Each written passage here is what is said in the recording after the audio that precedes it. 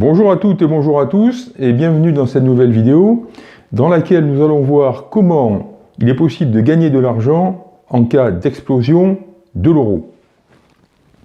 L'euro ne peut pas continuer très longtemps dans la voie qui est la sienne à l'heure actuelle et malheureusement comme il ne peut pas modifier sa voie, eh bien, il est voué à disparaître, il est voué à l'éclatement dans un délai qu'il est impossible de fixer mais dont on peut penser qu'il sera court. En d'autres termes, l'euro ne peut pas continuer très longtemps comme cela. Pour comprendre sur quelle analyse je me base, je vous invite à vous reporter au nouvel article que je viens de publier dans ma lettre financière. Si vous n'êtes pas encore abonné, c'est l'occasion de le faire. Vous avez pour cela un lien en dessous de la vidéo. Cela vous permettra à l'avenir d'être informé de toutes mes nouvelles lettres financières et de tous les sujets dont je traite dans cette lettre. Alors, l'éclatement de l'euro, cela peut étonner que je me mette à en parler ou en reparler maintenant, parce que ça fait un moment qu'on n'en parle plus guère dans les grands médias. Pourtant, les choses continuent à cheminer, même si elles cheminent dans l'ombre d'un certain silence médiatique. Les raisons pour lesquelles l'euro est voué à se déliter, je vous le disais, j'en parle dans ma lettre financière, fondamentalement ce sont les mêmes dont je parle depuis maintenant des années. La différence est que le temps a passé et que le terme du système approche, puisqu'on s'approche de plus en plus du moment où le système éclatera, c'est-à-dire où un pays, et probablement l'Allemagne, décidera d'arrêter la partie. Alors comment cela se présentera-t-il? Est-ce que ce sera sous la forme d'un clash spectaculaire ou sous la forme de modifications à la marge, en tout cas qui paraîtront à la marge dans les dispositions qui encadrent le fonctionnement de l'euro, notamment les relations entre les diverses banques centrales et la Banque centrale européenne? Personnellement, je pense qu'on sera plutôt dans cette situation-là. Toujours est-il que désormais, le sujet pour beaucoup de pays, dont l'Allemagne, c'est comment sortir de ce guêpier. Avant d'entrer dans le vif du sujet, comme d'habitude, je vous recommande, si vous n'êtes pas déjà abonné à cette chaîne, de le faire, ce qui vous permettra d'abord d'avoir connaissance des vidéos ultérieures que je consacrerai à la suite de ce que je vais dire aujourd'hui, et puis également d'accéder à l'ensemble des sujets que je traite sur la chaîne, à savoir l'ensemble des sujets économiques, financiers, patrimoniaux. Pour s'abonner, vous le savez, vous avez deux voies, soit l'icône vert et bleu que vous avez en bas à droite de l'écran et en dessous duquel, si vous passez la souris, apparaîtra la zone rouge de YouTube pour s'abonner, soit à partir d'un lien d'abonnement qui est sous la vidéo. Alors parlons maintenant de ce pourquoi vous êtes en train de regarder cette vidéo, c'est-à-dire de l'éclatement de l'euro et de comment l'utiliser à votre avantage. Alors d'abord j'ai une remarque essentielle à faire, n'ayez pas peur de l'éclatement de l'euro, n'ayez pas peur de la fin de l'euro, n'ayez pas peur de la fin du système qui est en cours. Eh bien, en gros, depuis 2002, et en fait depuis un petit peu avant, puisque avant que l'euro ne devienne la monnaie quotidienne des membres, des citoyens des pays membres de la zone euro, elle était déjà depuis, me semble-t-il, 1999, la monnaie des échanges internationaux à l'intérieur de la zone euro. N'ayez donc pas peur de la fin de l'euro, car elle libérera les pays du Sud d'un boulet, ou plus exactement, elle les sortira d'une spirale qui est une spirale de l'appauvrissement sans fin, dont l'issue nous a été donnée il y a quelques années par ce qui est arrivé à la Grèce. Et on voit bien que des pays comme l'Italie ou l'Espagne, particulièrement l'Italie, ne trouvent pas d'issue pour remonter la pente, c'est-à-dire pour renouer avec la croissance, avec la prospérité dans le système actuel. Donc il n'y a pas d'issue à l'intérieur de l'euro, et la fin de l'euro permettrait à ces pays-là de sortir de ce carcan et de retrouver la voie de la prospérité qui était la leur avant 2002 ou même avant 2000, puisque je vous l'ai dit, l'euro existe en fait depuis avant le début du XXIe siècle. Vous allez me dire, oui, mais l'Allemagne, elle s'en sort remarquablement bien. C'est vrai, l'Allemagne se sort très bien de l'euro, et elle peut apparaître comme la grande gagnante de l'euro. Je n'entre pas dans les détails techniques. Il se trouve que le système financier international à l'intérieur de la zone euro tel qu'il existe, c'est-à-dire tel qu'il a été conçu, se traduit par le fait que, pour faire court, l'Allemagne travaille gratuitement pour fournir des biens et des services aux pays importateurs de la zone euro. Alors cela pouvait être agréable aux Allemands aussi longtemps qu'ils pensaient qu'ils finiraient par être payés. Et il faut préciser que s'ils ne sont pas payés, ce n'est pas une mauvaise volonté de la part des importateurs italiens et espagnols principalement, qui sont les principaux débouchés de l'industrie allemande. Il y a aussi la France, mais avec la France la situation est plus équilibrée. Ce n'est pas une mauvaise volonté, c'est tout simplement le fonctionnement naturel, le fonctionnement, on va dire, réglementaire des échanges internationaux dans la zone euro.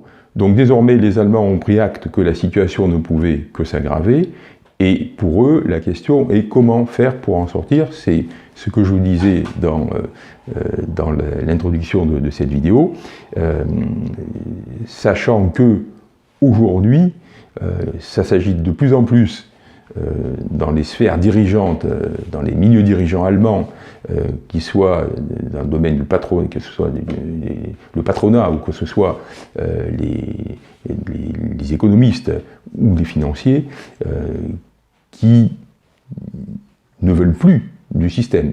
Alors le système dure encore parce qu'on ne sort pas d'un système aussi prégnant et qui concerne autant de personnes, c'est-à-dire quand même peut-être pas 500 millions, dans la zone euro il n'y a pas 500 millions de personnes, mais plusieurs centaines de millions de personnes, facilement. Il n'empêche que pour pratiquement tout le monde, excepté peut-être pour Emmanuel Macron et les fanatiques, les européistes fanatiques qu'on trouve dans certains milieux dirigeants français, et bien pour tout le monde, en Europe, la question est comment faire pour sortir le plus vite possible de l'euro. Et ne doutez pas que la solution sera trouvée, donc ne doutez pas qu'on va sortir de l'euro, et n'ayez donc pas peur de cela, ce sera pour tout le monde une libération et un nouveau départ. Et pour certains, ce sera aussi l'occasion de se remplir les poches. Alors, qui pourra se remplir les poches? Eh bien, ce sont ceux qui auront compris quelles seront les conséquences immédiates et inévitables et mécaniques de l'explosion de l'euro, et qui auront donc pris les dispositions qui leur permettront d'en profiter. Que va-t-il donc se passer lorsque l'euro aura éclaté? C'est-à-dire le lendemain du jour J, où il sera officiel que l'euro n'existe plus, quel que soit le moyen et le cheminement par lequel il aura disparu. La première conséquence va être une modification des parités monétaires à l'intérieur de ce qu'était la zone euro, puisque on va dire, la règle de fer qui maintenait les monnaies européennes, les euros des divers pays européens au même niveau aura disparu. Immédiatement, on va assister à une réévaluation, enfin donc la réapparition des monnaies nationales, bien évidemment. Il est douteux que les monnaies continuent à s'appeler, il est douteux qu'il y ait un euro marque, un euro français, un euro espagnol, un euro néerlandais. On retrouvera, il y aura le franc, il y aura le Deutsche Mark, il y aura la pesette, etc. Bon, eh bien, immédiatement, le Deutsche Mark va s'apprécier d'environ 30% par rapport au niveau actuel de l'euro. Alors ce n'est pas moi, Pierre Maumont, qui vous le dis, c'est ce qui ressort des analyses et des études des économistes officiels, on va dire les plus sérieux. Quand je dis les plus sérieux, je veux dire ceux qui ne sont pas des économistes à la solde du gouvernement pour chanter sans cesse les louanges de l'euro et affoler la population sur ce qui se passerait si l'euro venait à disparaître. Bon, ces gens-là ont fait des travaux qui s'avèrent relativement convergents finalement, quelles que soient leurs approches pour déterminer ce résultat. Le Deutsche Mark augmentera de 30%. Je signale au passage, bien que ce ne soit pas l'objet de cette vidéo, mais ça fait partie de mon discours pour essayer de vous ôter les peurs qu'on vous a inculquées sur ce qui se passerait si l'euro venait à disparaître. Le franc français, donc qui réapparaîtrait, ne s'écroulerait pas par rapport au niveau actuel de l'euro. Probablement, le franc serait 10, voire 15%, mais plutôt 10% en dessous du niveau actuel de l'euro. Ce qui veut dire que finalement, l'euro n'est pas si mal adapté à l'économie française. Il est un peu au-dessus. Le vrai problème qu'il y a dans l'euro, c'est qu'il est considérablement sous-évalué par rapport au Deutsche Mark, et que c'est ça qui donne à l'Allemagne un avantage fabuleux et qui ne peut pas durer, car cet avantage se fait évidemment sur le dos de ses petits copains de l'Union européenne. Alors une fois qu'on a compris que le Deutsche Mark est voué à faire un bond comme ça, magique, lorsque l'euro aura disparu, on comprend que pour en bénéficier, il faudra posséder des Deutsche Mark, mais posséder les Deutsche Mark avant. Bon, le problème, c'est que avant, donc le avant dont je parle, c'est la disparition de l'euro, avant, il n'y a pas de Deutsche Mark, il y a de l'euro. Mais, même si le Deutsche Mark n'existe pas, on peut posséder des actifs en Allemagne. Parce que ces actifs qui aujourd'hui sont libellés en euros, qui le seront encore dans 6 mois si l'euro existe dans 6 mois, et qui le seront toujours dans 2 ans si l'euro pète dans 2 ans, en tout cas qui le seront à la veille du moment où l'euro pètera, du jour au lendemain, ces actifs seront libellés en Deutsche Mark. Et à partir de ce moment-là, du jour au lendemain, leur valeur sera augmentée de 30% par rapport à ce qu'est l'euro aujourd'hui. Et si le franc français simultanément baisse à peu près 10%, eh bien, il y aura un gap qui sera de l'ordre de 40% entre le Deutsche Mark et le franc français. C'est-à-dire que des actifs qui aujourd'hui valent, on va dire, 100 en euros, du jour au lendemain, ils vaudront, exprimés en Deutsche Mark par rapport à l'euro, ils vaudront 130, mais l'euro, feu l'euro, puisqu'il n'existera plus, mais par rapport au franc, qui remplacera chez nous l'euro, ils vaudront 140. Conclusion, vous me voyez venir avec mes gros sabots, et d'ailleurs si mes sabots sont gros, c'est précisément pour que vous me voyiez venir et que vous compreniez bien le raisonnement. Conclusion, si aujourd'hui vous achetez des actifs allemands, eh bien lorsque l'euro pètera, vous ferez une très intéressante plus-value, très forte plus-value, et en plus, du jour au lendemain et sur un claquement de doigts. Et que la perspective de vous taper un gain de 30 ou 40% du jour au lendemain, sans avoir rien fait, sans même avoir fait le claquement de doigts qui en réalité sera fait par d'autres, par ceux qui mettront fin à l'euro, vous intéresse, et je pense que ça ne peut que vous intéresser, vous allez vous demander, bon finalement, oui c'est bien, est-ce qu'il est possible, comment est-il possible d'acheter aujourd'hui des actifs allemands sans encourir des risques particuliers? Autrement dit, est-ce que les actifs allemands que je peux acheter aujourd'hui, ou que je pourrais acheter dans 15 jours, sont des actifs qui, outre le fait qu'ils vont bénéficier de ce phénomène monétaire avantageux, de ce différentiel subi sur les monnaies, est-ce que ces actifs présentent un risque? Alors, je vous propose d'examiner ensemble quelles sont les catégories d'actifs que l'on peut aujourd'hui posséder en Allemagne. Alors, il y a un actif qui est très connu de ceux qui s'intéressent au monde de la finance et de l'investissement, c'est le Bund allemand. Le Bund allemand, c'est l'emprunt d'État allemand, donc c'est l'équivalent de l'OAT français, c'est-à-dire l'emprunt d'État français.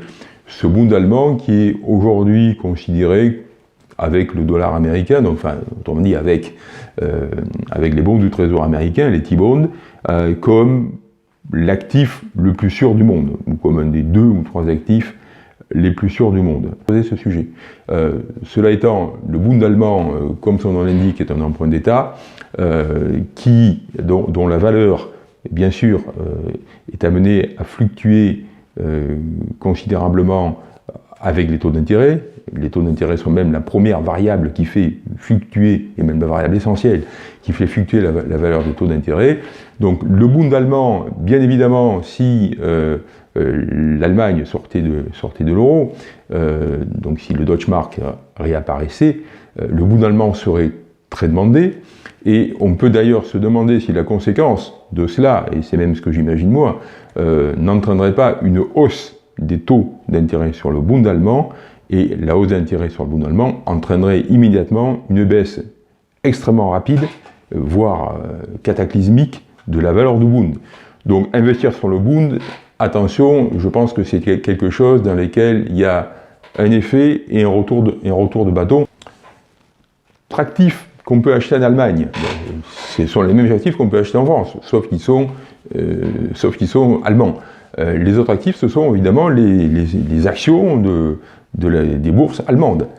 Alors, les bourses allemandes, c'est comme les bourses françaises. Il y a des sociétés qui marchent très mal, d'autres qui marchent bien, d'autres qui marchent très bien.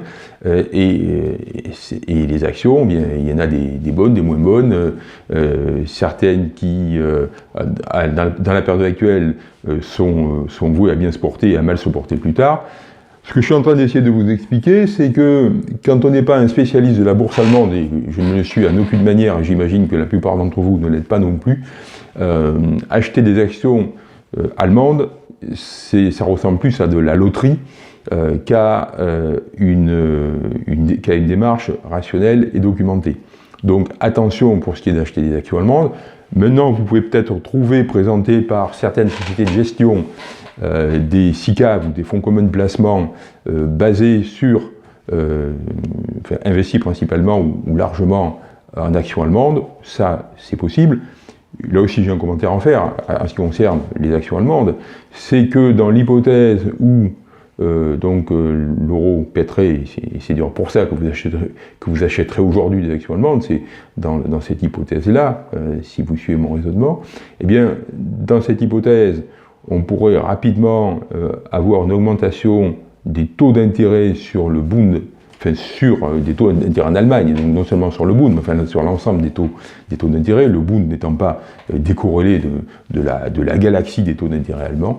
Et à ce moment-là, augmentation des taux d'intérêt, ça veut dire forcément impact négatif sur la bourse. Donc l'action allemande, pour moi, c'est pas la bonne solution. D'abord parce qu'en gros, nous n'y connaissons rien, ou pas assez, et que, attention à l'augmentation des taux d'intérêt en Allemagne. Alors qu'est-ce qu'il reste? Il reste l'immobilier. L'immobilier, investir dans l'immobilier en Allemagne depuis la France, c'est un peu la même histoire que pour les actions. Quand on ne connaît pas le marché immobilier allemand, outre les échos qu'on peut en avoir quand on s'intéresse au monde de la finance, c'est une mission impossible.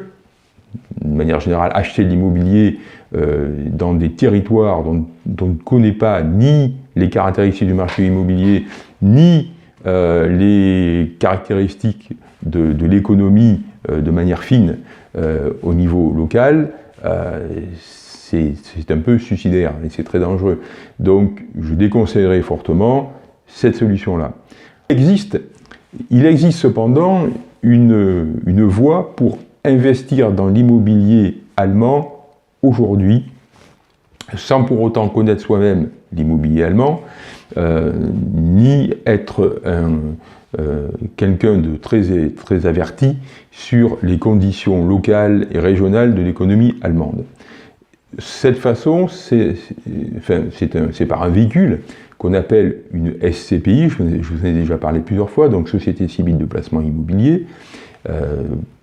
Si vous ne me rappelez pas ce que c'est, je vous invite à vous reporter sur un de mes PDF qui, sauf erreur, doit être offert en dessous de la vidéo, donc vous avez un lien pour y accéder. Sociétés civiles immobilières qui, en l'occurrence, celles qui m'intéressent sont des sociétés qui sont investies en Allemagne ou qui sont principalement investies en Allemagne. Autrement dit, bien que ce soit des sociétés françaises, ces sociétés françaises, avec l'argent des épargnants qu'elles récoltent, donc vous, si vous décidez d'investir par le biais de ces sociétés, achètent des immeubles commerciaux en Allemagne, en l'occurrence des centres commerciaux. Il se trouve que, personnellement, j'en connais une, puisque je la pratique depuis déjà un certain nombre d'années. Visiblement, les gestionnaires de la société connaissent très bien leur affaire, puisque cette société offre un rendement qui est élevé par rapport à la moyenne des SCPI françaises, et en plus, elle vient de recréer créer une deuxième enveloppe, donc une version numéro 2 version numéro 2 de cette SCPI pour continuer à développer son activité sur le marché de l'immobilier professionnel et commercial allemand. Je pense que c'est là un excellent véhicule, d'autant que il faut savoir que les investissements immobiliers en Allemagne faits par des Français bénéficient d'un énorme avantage fiscal qui existe dans le cadre de la convention fiscale franco-allemande, qui prévoit que les produits de ces investissements ne sont pas fiscalisés en France, mais sont fiscalisés en Allemagne, et qui ne sont pas fiscalisés deux fois. Donc, autrement dit, ces investissements, les produits de ces SCPI bénéficient de la fiscalité allemande, qui est beaucoup plus douce que la fiscalité française, et ne seront pas, pour faire simple, c'est toujours un peu plus compliqué que ça, mais en résumé, ne seront pas imposés de deuxième poids en France. Donc, on a une SCPI qui rapporte, qui se situe très bien, qui est très bien classée en matière de rendement sur le spectre des SCPI françaises, et qui en plus bénéficie d'une fiscalité intéressante. Bon, ça, j'aurais pu vous dire la même chose il y a 3 ans à propos de cette SCPI.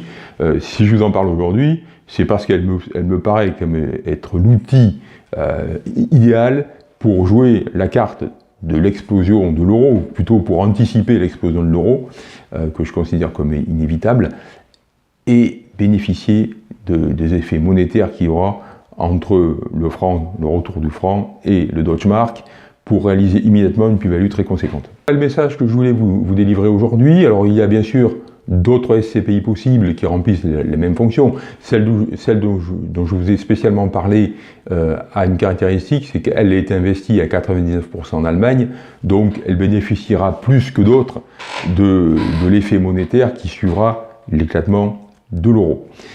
Si cela vous a intéressé, si cela vous a apporté de nouvelles perspectives, eh bien, n'hésitez pas à manifester votre satisfaction en levant le pouce, donc en cliquant. N'hésitez pas aussi à partager avec vos amis et les personnes que vous voulez faire bénéficier de cette information. Abonnez-vous, vous savez comment faire. Je vous souhaite naturellement de réfléchir à tout cela. N'hésitez pas à poser des questions, n'hésitez pas à commenter. Et en attendant que nous avancions plus avant sur ce sujet-là, nous reviendrons dans la prochaine vidéo sur le sujet des valeurs refuges face à la crise qui vient. Autrement dit, je reprendrai la série des vidéos sur les valeurs refuges. Portez-vous bien et à bientôt.